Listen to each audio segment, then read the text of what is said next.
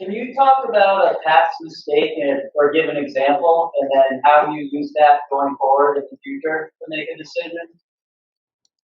There are so many mistakes uh, because the best investors are going to be right 2 out of 3 times, and we have I'm far from the best, so we have a long list of mistakes. So let me think of a juicy one to talk about.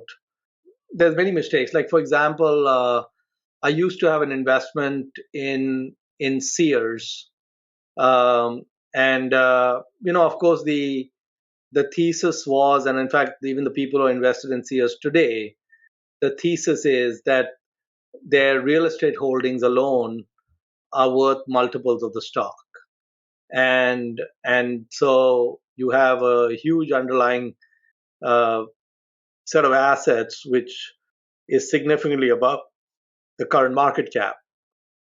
And I remember I think this was in 2009, and it was in June of 2009. I had lunch with Charlie Munger, and it was the first time I had lunch with him. And this was the lunch that Warren Buffett had set up, uh, and so I went with my wife, and I just thought it'd be like one of these you know social lunches, and I could tell Charlie how much I admire him, and so on and so forth. Charlie had Charlie came with a printout. He doesn't use a computer, but he came with a printout of Guru Focus, which listed my portfolio, which his assistant must have printed out for me. And he opened it up and he pointed to Sears. And then he said to me, Monish, I noticed uh, that you owned Sears. And I said, and then he said he did this. He did, okay. Um, Anytime you're talking to Charlie Munger and he does this, what you do is as soon as that meeting is over, you dump the entire position, okay? Because you don't need any more indicators that you are out there without a paddle.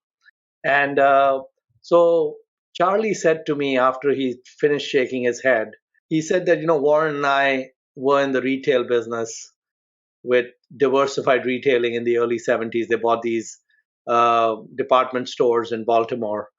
And he said they were very lucky to be able to sell those stores for almost approximately what they bought them for. In fact, one of the only times when Berkshire has sold a wholly owned subsidiary.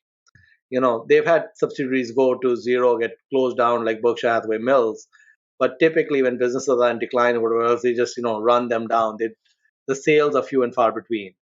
So they sold that, and of course he pointed out to me that Sears, uh, between the real estate being liquidated and the that cash coming to investors, there were more than 100,000 employees in all the stores.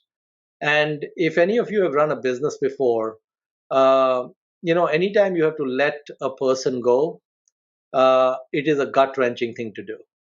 And now, if you have to let a person go who's incompetent, I have no problem with that. Sometimes that's good for you and the person. They can find a better calling in life. But if the person is being let go for no reason other than that the business is doing poorly, that is terrible because they didn't do anything wrong. They're doing their jobs well. Well, Sears has 100,000 of those people. And so if you were to go in and want to monetize that real estate, you'd have to get rid of the people. And and no matter how stone-hearted you are, that is an extremely difficult, gut-wrenching thing to do. And so what we have going on, and of course, this has been 6 years since Charlie got me out of Sears. And the good news at that time was in June 2009, everything else was still depressed. So even though I took a loss on Sears, I forget what we bought, but I'm sure we made multiples of whatever we bought at that time. So thank you, Charlie. We're most appreciative. And um, and um, and so this is a situation where I had ignored this very basic fact that liquidation value can be an illusion, because especially when businesses have people and all these sorts of things. And I think even Eddie Lampert realizes that he could monetize the real estate, but I think he realizes how difficult a gut wrenching job it is to just turn all the switches off. And so what we have going on at Sears is a liquidation in slow motion. And so they keep shutting a few stores. And of course, what is happening at the same time is the economy is reconfiguring. Stuff is going to Amazon, more and more stuff is going online. So they are not in a steady state model. In fact, even the value of the real estate, one can argue, may be going down, because what is the value of a shopping mall in an Amazon world? So you have issues along those lines. So that's one mistake.